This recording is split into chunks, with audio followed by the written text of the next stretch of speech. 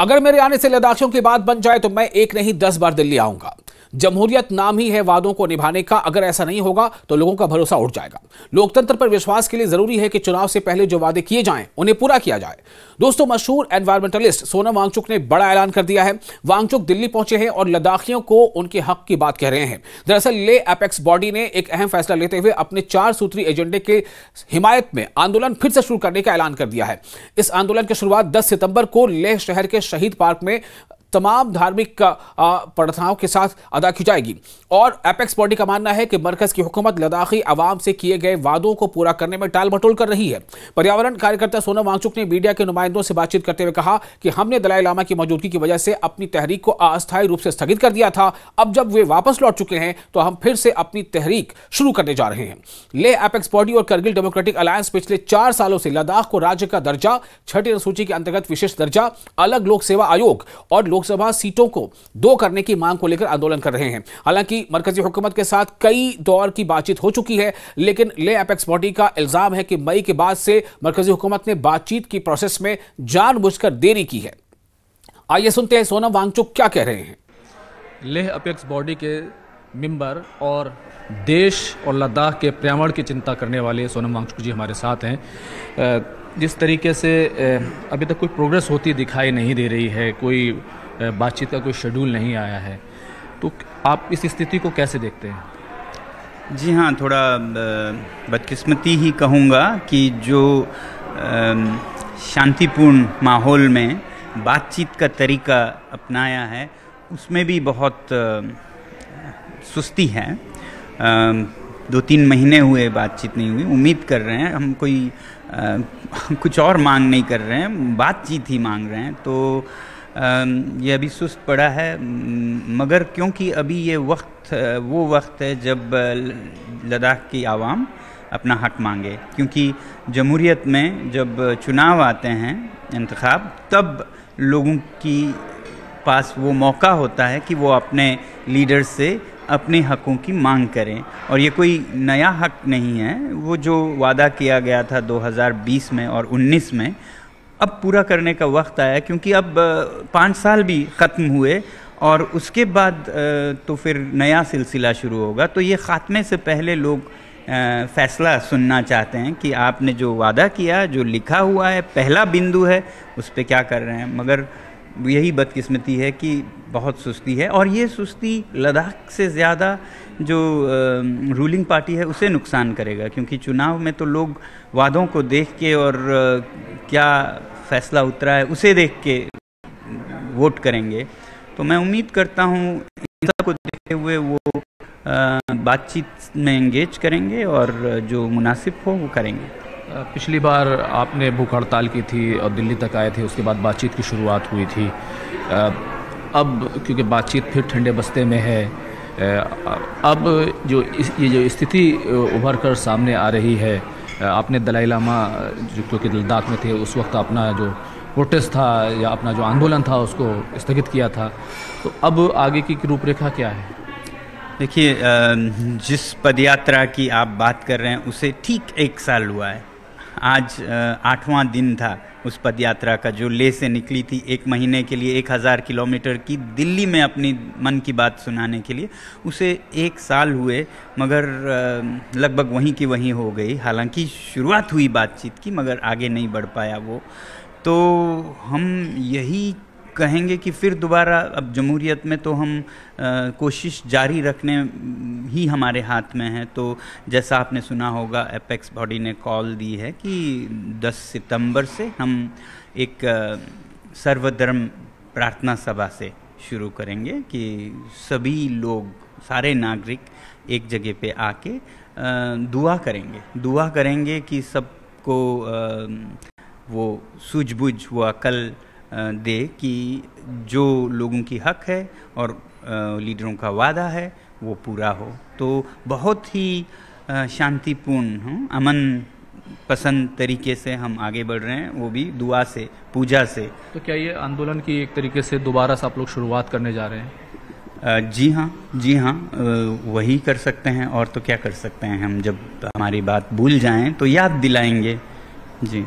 लेकिन सरकार का रुख तो पॉजिटिव रहा है और कई चीज़ों पर सहमति भी बनी थी और कुछ रिजर्वेशन को लेकर के भी चीज़ें सेटल हुई थी और जिस तरीके से जो डोमिसाइल का मसला था उसको पर भी काफ़ी हद तक सहमति बनी थी। 5 साल में 4 बिंदुओं में से एक पे कुछ बात चली है जिस पे सहमति कहिए या फिलहाल के लिए मान रहे हैं, चलिए जो आप देना चाहते हैं उससे हम इनकार नहीं करेंगे। जो असली मुद्दा है, असली मुद्दा उसे अभी तक रोका गया था। ये तो तीसरा और सबसे कम अहमियत का, अर्जेंट जरूर था मगर छोटा था, वो उसको 4 साल लग गए। अब 2 जो सबसे बड़े हैं, जमहूरियत का और जो महफूजात हैं, सेफगार्ड्स हैं 6 शेड्यूल का, वो जो कि खास है उस पे तो बात शुरू भी नहीं हुई है। और हमारे पास ले दे के 1.5 महीना है जिसमें कि फैसला होना चाहिए। उसके बाद तो चुनाव के नतीजे बंद हो जाएंगे, तो आवाम उससे पहले ये फैसला दुरुस्त करना चाहती है। लेकिन बीच में अभी एक ऑर्डर आया MHA की तरफ से जिसमें यूनिवर्सिटी को जो ज़मीन दी गई थी उसकी लीज कैंसिल की गई है। तो इसका क्या आप इम्पैक्ट देखते हैं कि ये जो ज़मीन थी सरकार की तरफ से, हालांकि ये कहा गया कि जो हमने जो रखे था, निशाना रखा था, वो पूरा नहीं हो रहा था। देखिए, पहली बात तो ये MHA की तरफ से नहीं आया, ये लोकल हिल काउंसिल की तरफ से आया, क्योंकि हिल काउंसिल के पास ज़मीन है तो हिल काउंसिल के CEO से आया कि आपके यूनिवर्सिटी का जो ज़मीन है वो वापस लिया जा रहा है, उस पर जो बना है उसे तोड़ा जाएगा। ये एक तरह से देखें तो ये हमारे मुहिम से नहीं जुड़ा है। जुड़ा है तो सिर्फ इसलिए कि मैं मुहिम के साथ जुड़ा हूं अभी एपेक्स बॉडी में जब से आया, और वो देख रहे हैं कि एपेक्स बॉडी में मैं न रहूं और आवाज़ न बनूं लद्दाख की आवाम की, तो वो किसी और चीज़ पर निशाना कर रहे हैं, चोट कर रहे हैं। ये एथिकल नहीं है, क्योंकि एपेक्स बॉडी से बात कीजिए, उसमें क्या करना है, न कि उनके किसी माँ पे, बच्चे पे या स्कूल पे। ये एक एथिकल काम नहीं है, मगर कर रहे हैं क्योंकि इसी साल क्यों हो रहा है। आप देखेंगे कि जब जब 6 शेड्यूल की आवाज़ बुलंद होती है तब तब ये हमले होते हैं। पीछे भी आप रिकॉर्ड देखेंगे, जब जब मेरी आवाज़ 6 शेड्यूल की आवाज़ बनती है तो ये हमले होते हैं। और अभी तो खासकर जो मैं कह रहा हूँ, चुनाव आ रहे हैं, तो ऐसे में एपेक्स बॉडी में बातचीत करने कौन जाए। वो चाहते हैं कि ये हो वो ना हो, तो पहले तो एपेक्स बॉडी को डिक्टेशन देने लगे कि इसको रखो, इसको मत रखो।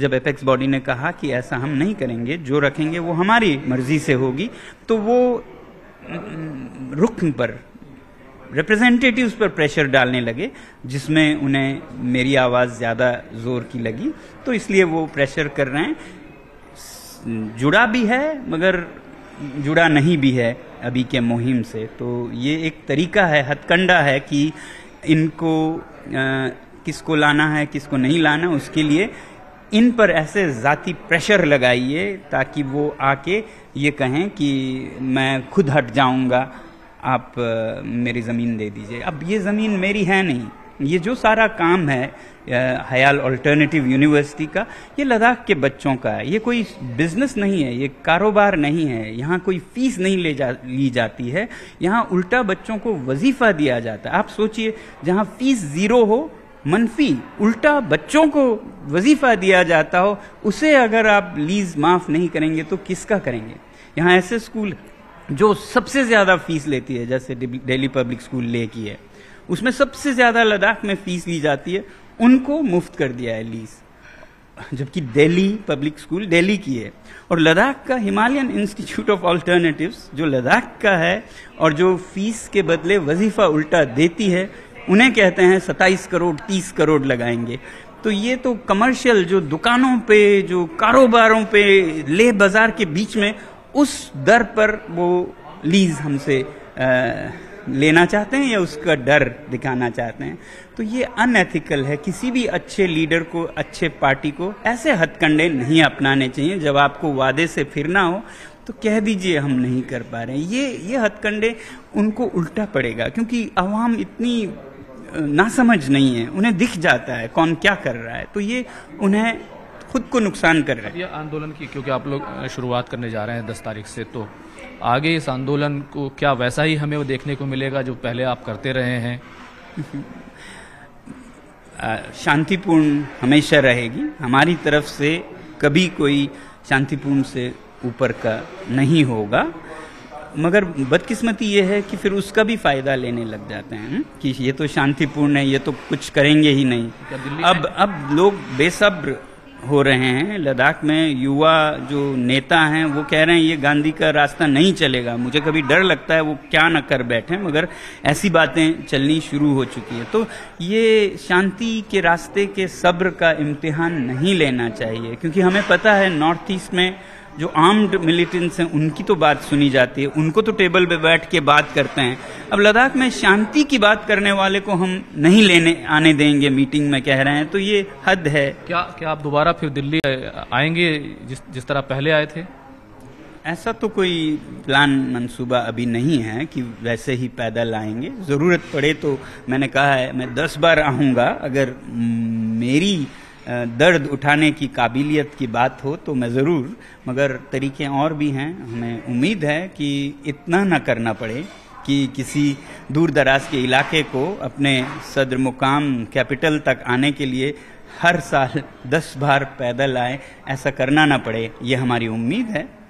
लद्दाख को हम करीब से कवर करते रहे हैं, सरकार की जो मीटिंग्स हुई हैं उनको भी हमने कवर किया है। आप सरकार से सीधे तौर पर क्या कहना चाहेंगे? किसी भी सरकार से मैं ये कहना चाहूँगा, जमहूरियत में लोगों की आवाज़ और लोगों को जो वादे किए हैं उसका कद्र होना चाहिए, वरना जमहूरियत पर लोगों का यकीन हट जाएगा।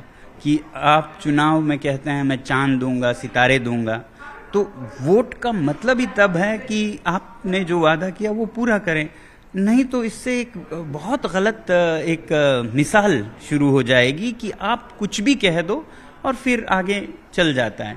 तो ये तो किसी कारोबार में नहीं चलता है। तो फिर चुनाव तो देश चलाने के जो चुनाव है उसमें सब कुछ चल जाए, उसके बाद छोटे छोटे कारोबारों में आप कहते हैं वादा निभाना होगा, नहीं तो कोर्ट आपको ये अंजाम देगी, ये फैसला होगा। जो सरकार जो देश को चलाने के जो बुनियाद है उस पे ये ना लागू हो तो फिर मजाक बन गया देश का और जमहूरियत का। बहुत बहुत शुक्रिया बात करने के लिए।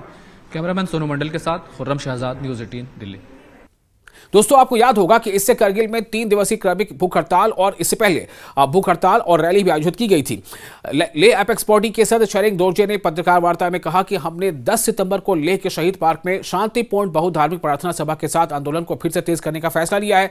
यह विरोध सुबह 11 बजे से शुरू होगा, जिसमें एकता और अहिंसा का पैगाम दिया जाएगा। सोनम वांगचुक ने बताया कि यह फैसला लेह एपेक्स बॉडी की एक बहुत ही खास बैठक में लिया गया। उन्होंने कहा कि हम सभी शहरियों ने इस शांतिपूर्ण सभा में भाग लेने का आह्वान करते हैं सभी से, ताकि यह पैगाम जाए कि हमारी तहरीक, हमारा आंदोलन पूरी तरह से अमन और शांति के साथ है और इसमें अवामी बेदारी पर यह मुनहसिर है, उस पर आधारित है।